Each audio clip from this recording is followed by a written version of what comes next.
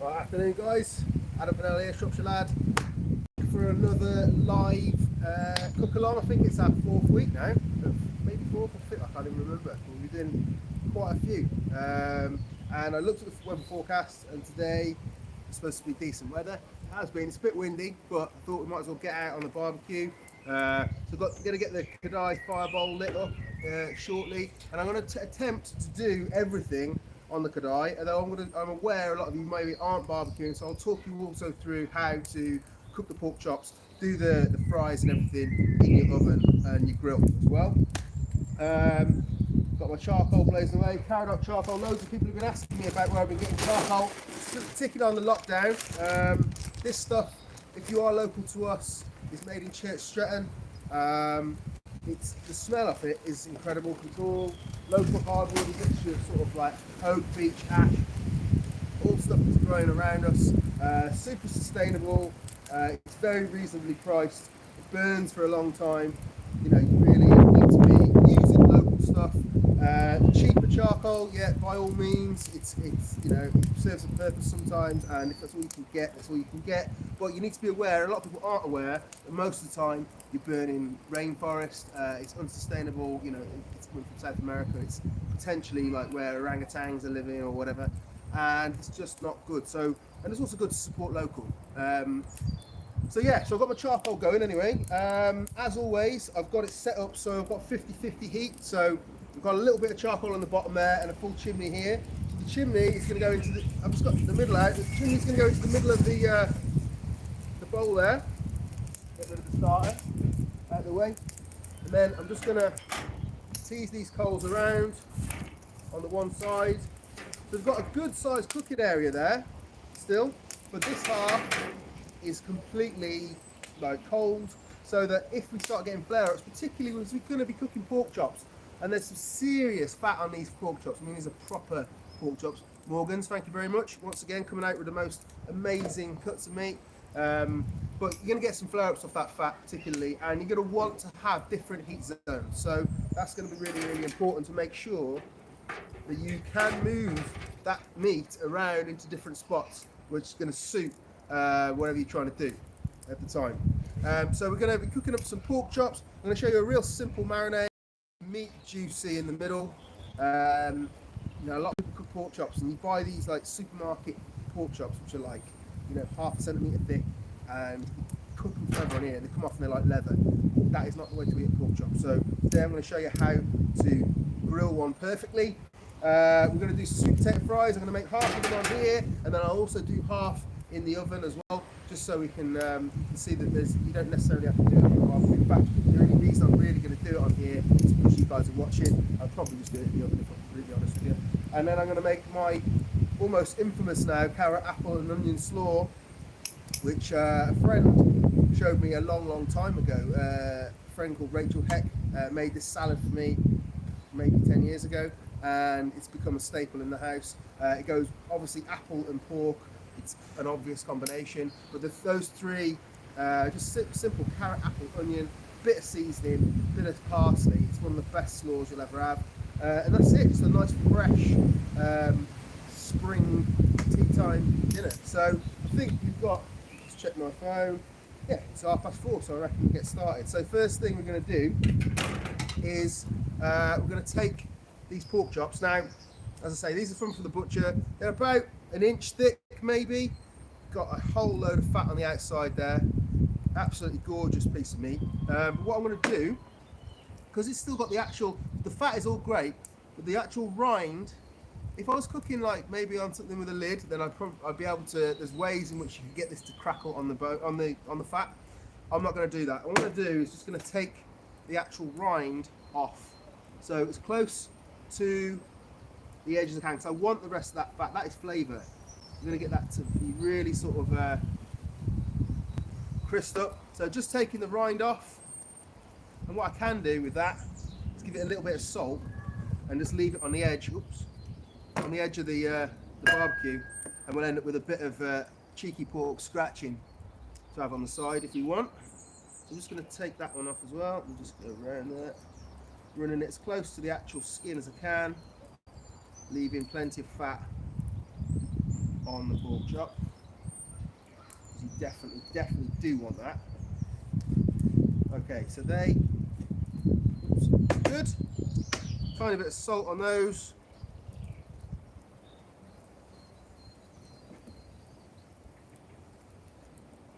And they can go on the barbecue for a little treat later on. It might start causing you aggro when the fat renders and it starts flaring up. But for now, all good. So just keep an eye on those. Never waste anything, especially pork fats. Incredible stuff. Right, so those are going to just go back into the bowl there. Right, so we're going to make a very basic kind of, well, we'll start with the marinade, which is a quick marinade, 10 minutes in there, and then it'll be ready to go on the grill. And then with the remnants of the marinade, we will make a bit of a glaze as well, which we'll finish the pork chops with at the end. Okay, so I'm going to take some black pepper, peppercorns, probably about a tablespoon. If you've only got ground, don't worry about it, that's fine. Some cumin seeds in there. I'm going to take 3 cloves of garlic. So let's get that out of the way. Just give them a bash. You don't really want the paper. To be honest with you, you could put it in with the paper because this is going on the outside of these pork chops. It's just going to burn off. So it wouldn't be a massive problem if you were too lazy to just throw them. In fact, you know what? Just to prove it, I'm just going to throw them in without even peeling them. Okay, so those in there, a bit of salt. Okay, so that's your dry or dryish ingredients in. Okay, so I'm going to give that a bit of a wazz up now. That's going to hold this up. You can use a spice grinder. If you've got a like a NutriBullet or something like that, they are brilliant little spice grinders. That's something people often think of. Get all that really working, and using whole spices like whole cumin seeds, whole black peppercorns, bash them up like this just releases so much more flavour than using it pre-ground. It's unreal. Right, so you've almost got like a bit of a nutty kind of paste going on here. So that's all good. Right, now we're going to go for some herbs. So I picked some some sage just down here.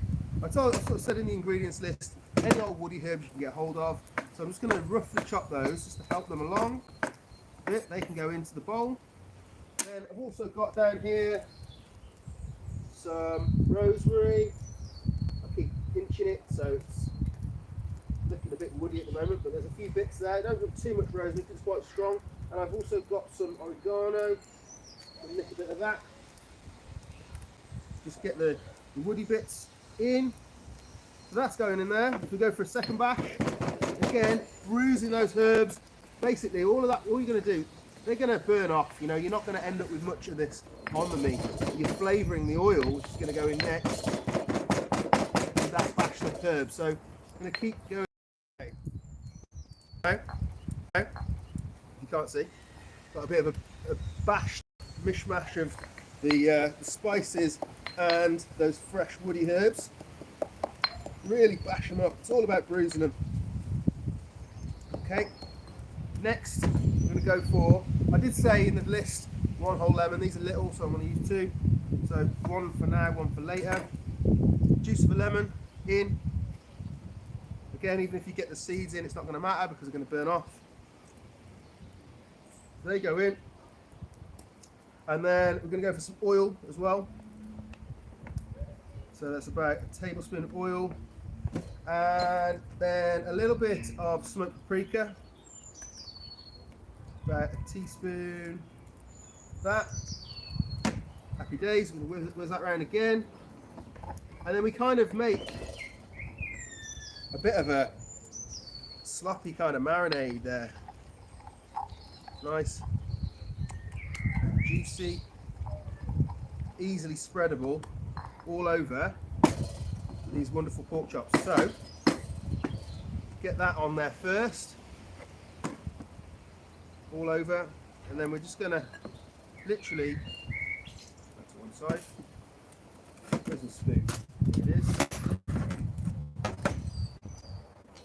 So I'm just going to spoon this.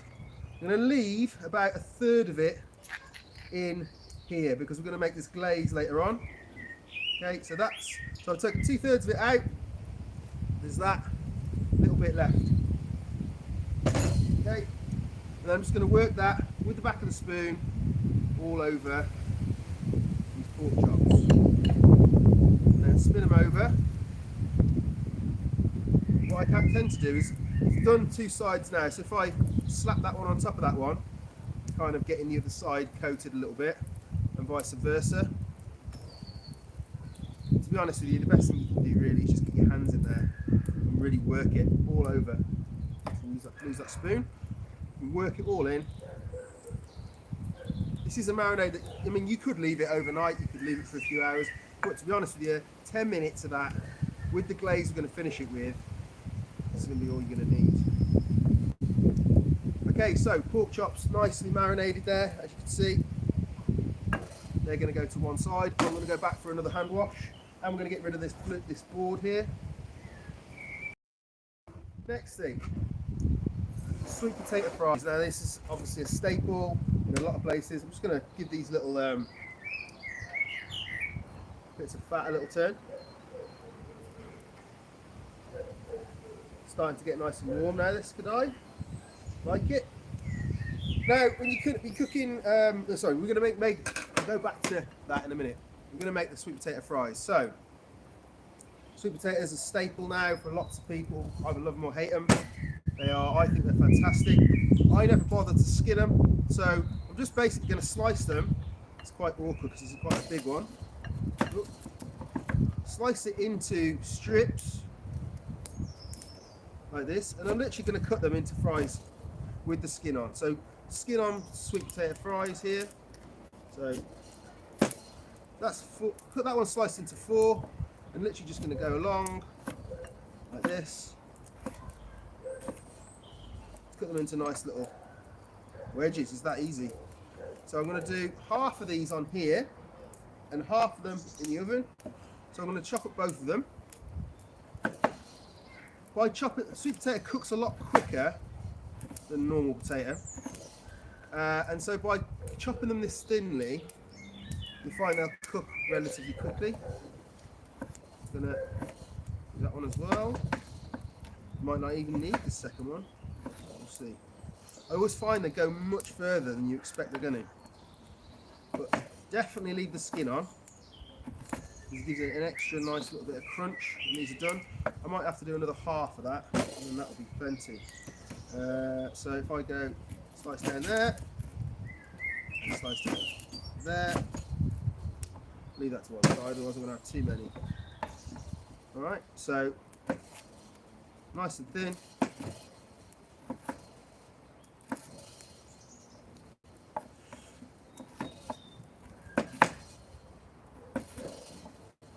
Alright, okay, so fries chopped, that easy, into nice chunks. What we're going to do now, if you're going to do them in the oven, you just need to literally throw these in here.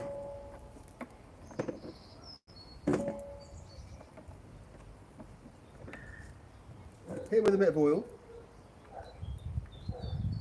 and a bit of, you can add paprika, you can add, you know, extra spice if you want. I'm just going to keep it really simple today. Just go for salt at this stage, because I'm actually going to fry some of them on here as well. So I wouldn't want to, if you're going to fry them in a pan like I do here, you don't want to add any seasoning really, because it's going to burn in the fat. If you're going to roast them, then you can do. So it depends what you want to do really. But if you're going to roast them, just get them on the tray. Make sure that they've got space. They're not like all kind of bunched up on top of each other. I'm going to get a few of these together. So I'm just going to show you 2 ways really. So that's those. That's plenty there. I'll take one out so you've got to see a few going down on here. I'll drop those in the oven and they'll be superb. They'll take probably like 10 minutes, give them a turn, 10 minutes, give them a turn, 5 minutes. They're good. I'm going to chuck those in the oven. I'll be back in 30 seconds.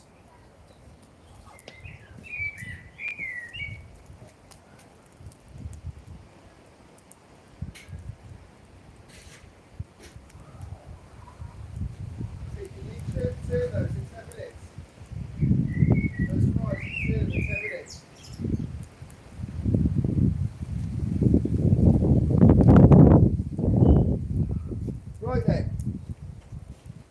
So we're back. So what we're going to do now is think about getting the oil hot, ready to start frying these.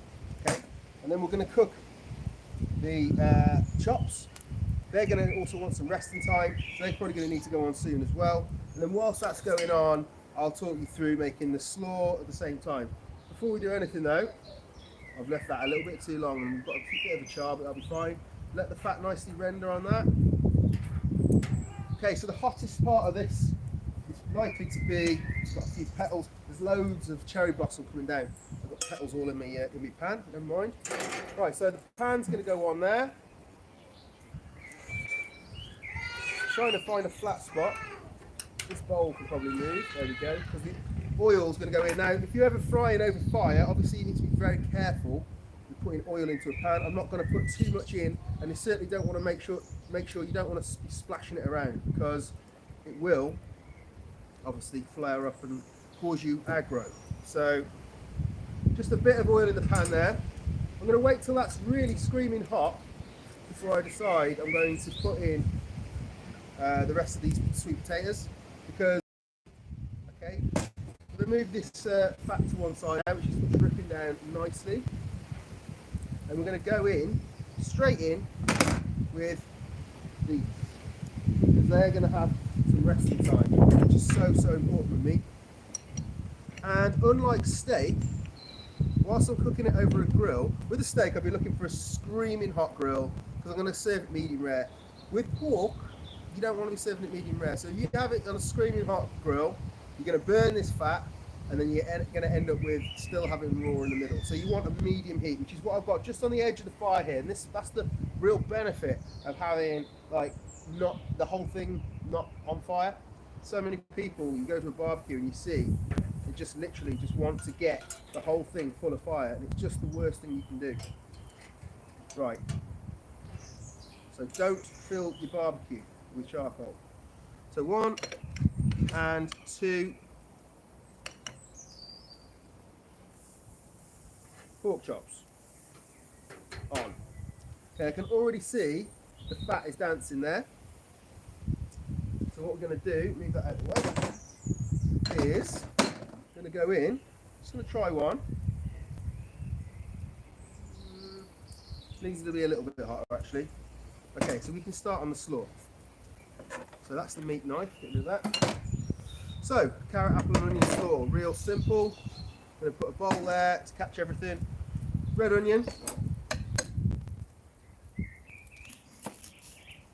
Okay, so down the middle, top half, bottom half off. And then a nice, take the skin off the outside. Nice thin slice. We're going to go between the top and the bottom, not rather than across the grain, go with the grain. So real nice sort of, get it as fine as you can, because we're going to use a mandolin for the rest of it. If you haven't got a mandolin in your kitchen, it's an absolute game changer when it comes to making slaw. If you're using like a grater's okay, but you kind of get that sort of wafer thin slices if you're doing carrots and stuff. With a mandolin you get a much nicer texture, and for me slaw, a good slaw is all about the texture. Okay, so that's half of the onion and the other half is coming. So we're going to get some fat flare ups now, so it's time to just ignore that for a second and come back to this. But we don't want us to burn this fat. Okay, so it's just starting to dance, that's beautiful. Turn that over, you're just seeing, just starting to catch, you've got to keep an eye on it. Try and keep steady. Right, now let's check, see what's going on with this fat now. Now you hear that sizzle like that. Get these fries in. Be very careful not to splash that oil. We will know about it.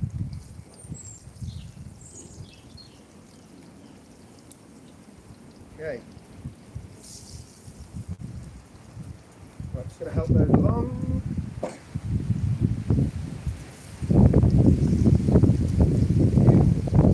What a sound. And those, through the medium heat there, those chops are just ticking away nicely. Happy days. Now we can go back to this. Always keeping an eye on the fire. Take the bottom off my onion. Slice across. Like this.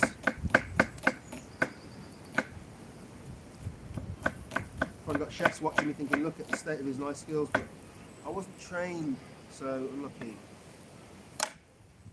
You have to just deal with my terrible knife skills. Right, see how I squeeze them just to separate them all? That's good. Okay, then we're going to go in with the carrot.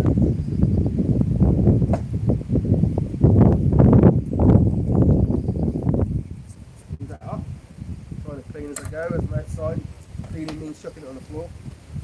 Okay, so just angle the carrot, never peel them, can't be bothered. Again, when I work, I've got a few chef mates who help me out with doing various events. They're always like, do you want to peel them? You can peel the carrots, because they're just trained to peel them. I don't really see the need, to be quite honest with you. So smash through that carrot, and then I'm going to need to be turning those fries by the looks of them.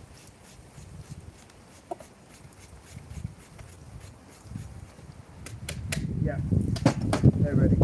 Returning. So flip those over, looking nice and crispy. Awesome. Can't wait to eat these. Yes, lovely colour on those. Fantastic.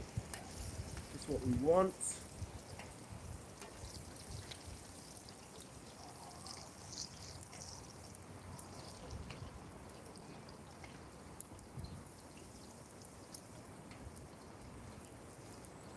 Okay,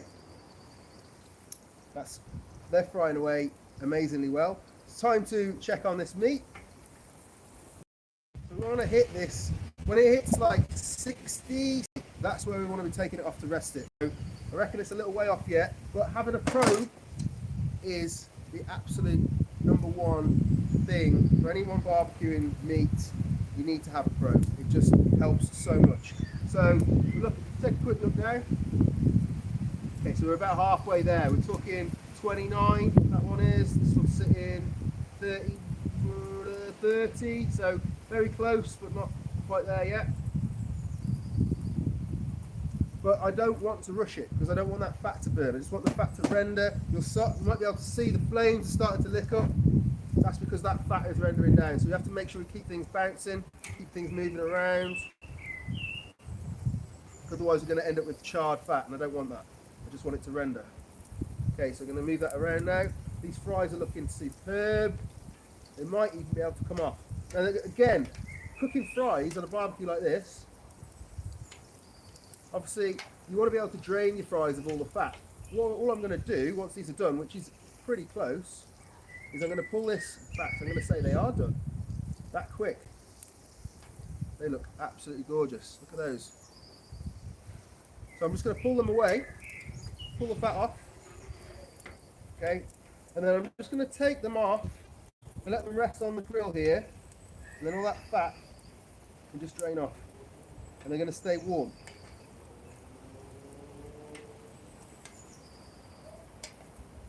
So we're getting serious flames now because this fat's rendering, so I'm just going to move that across there. You've always got somewhere to move it to. When you're getting flare-ups, it's time to move it, okay?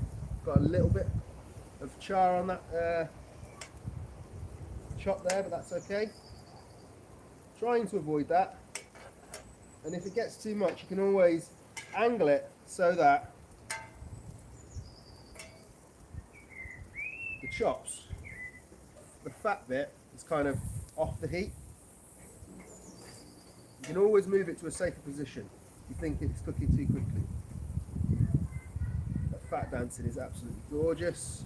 We'll move those now. I've moved those so the meat side is mainly over the heat, and the fat end is kind of like in the cooler zone and less likely to cause a load of flare-ups.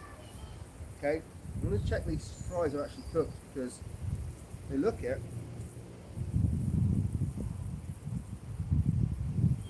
They're good. I think I'll leave them. Or no, back in the back. Back. What we're going to do is going to do a double cooked chip, not triple cooked today, but so we're going to let them cool for a bit, keep the fat on, and then we'll throw them in again at the last minute. We should really crisp them up. You know, that's the old Heston trick. It works really, really well. All right, so those are looking superb. We'll leave those as they are to carry on. Right, so carrot and onion in there. Apple next, so literally just blast out a couple of apples into there. Takes 2 seconds with this mandolin.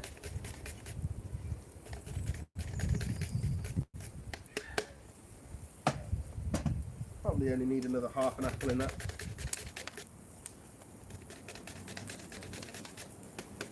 Plenty. Okay. Carrot, apple and onions in there. I'm going to see to this dancing flame again. Looking really good now. Let's get that fat out of the heat. Lovely. Right.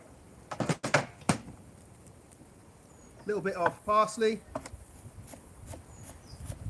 Not too much. Into your slaw. And I'm going to go with half a lemon.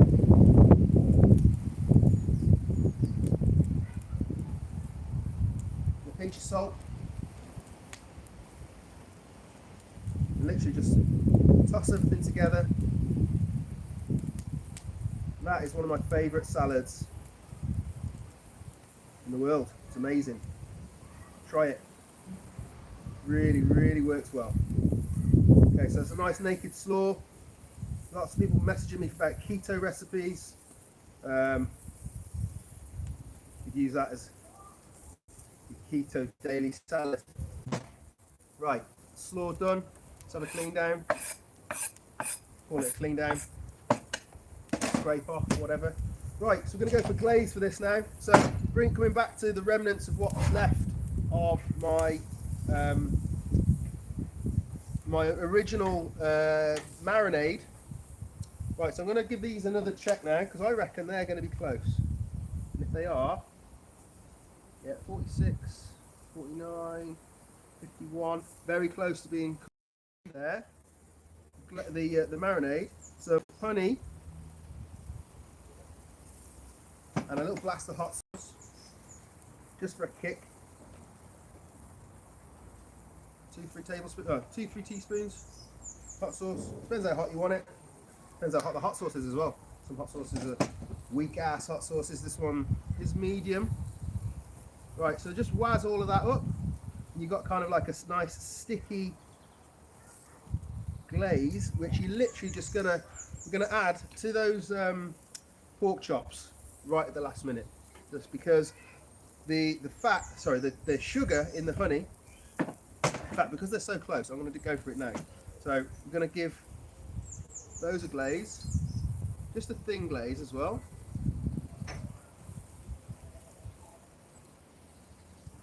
And again, on that side. That fat is dancing now. It really is. So we're going to turn that over.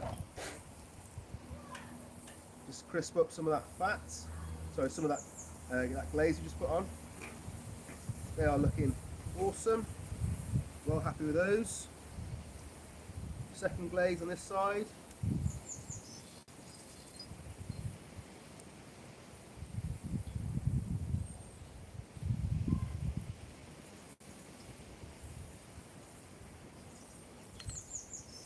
All right.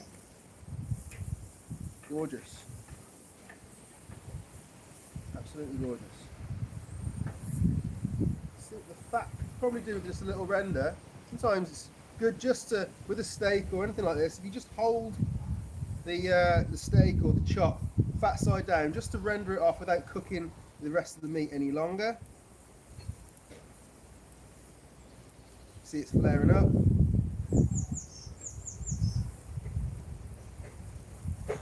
That's just cooked off that edge, which hasn't necessarily had the same contact with the fire as the other two flat sides. So that's perfect now. I'm going to say that that's ready to go.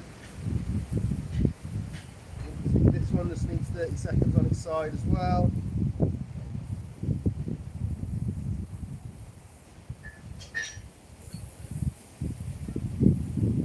There we go. See that flame is searing up already. Perfect. Just double check these again with the probe just to finish. Anymore, okay? There's all these rumours years ago where you're getting ringworm and all this kind of stuff. And the regulations now on farms are so, so tight. It's not really the same risk as it used to be. So you don't want to overcook it. Just going to give that a final glaze on the grill, both sides, before it comes off.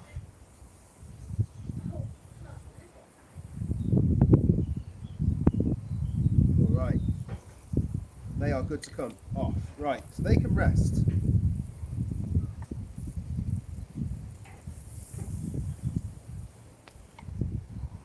They can rest there. We're going to go back in for the second cook with the fries to really crisp them up. So they're nice and soft now. This is where we're going to get that crispiness.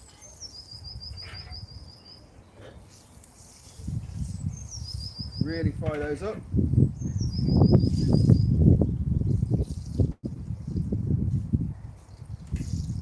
That's you.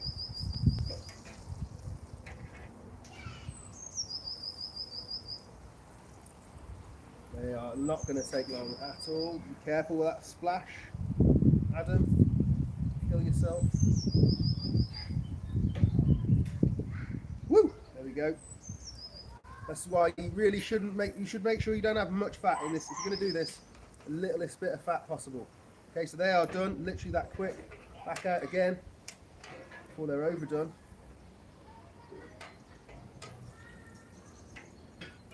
Pull that heat to one side.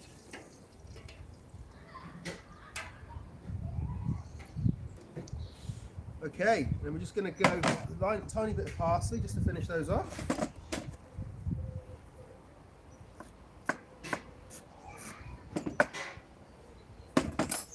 Okay, nice little bit on there. Not too much, that can go in that. Nice wedge of slaw.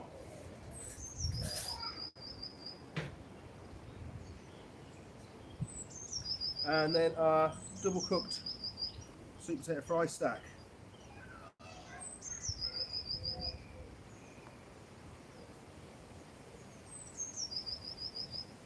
And there we have it. Barbecue pork chops. I'm going to come around and show you. Barbecue pork chops with on Friday we're going to be cooking the strawberry cheesecake flavoured chicken wings that I made on Crazy Delicious. It's Friday, people want to have a bit of an indulge. But also, I think it's good for people to maybe get to taste them. They are a bit of a strange concept, so I think I'm quite excited about that one. So I'll post a photo of this when I'm done, as usual. You can check the photo, get the ingredients list for next week, and join me on Friday to make some strawberry cheesecake chicken wings. There's going to be two options. You can either use a deep fat fryer, which is the way I'm probably going to do it, or I'll give you an oven option as well. So you're still going to be able to do it regardless if you don't have a fryer. If young people are taking part, I suggest you do the oven way, or make sure mums and dads that you make sure you kind of you supervise them. They don't end up deep frying their hands or something. I'm Adam from Shop Shalad. Hope you've enjoyed the live show today. If you have, please hit the like button, drop me a comment, show me anything that you get to do on any of my social media channels, and don't forget to subscribe if you haven't already. I'll see you next week. Bye.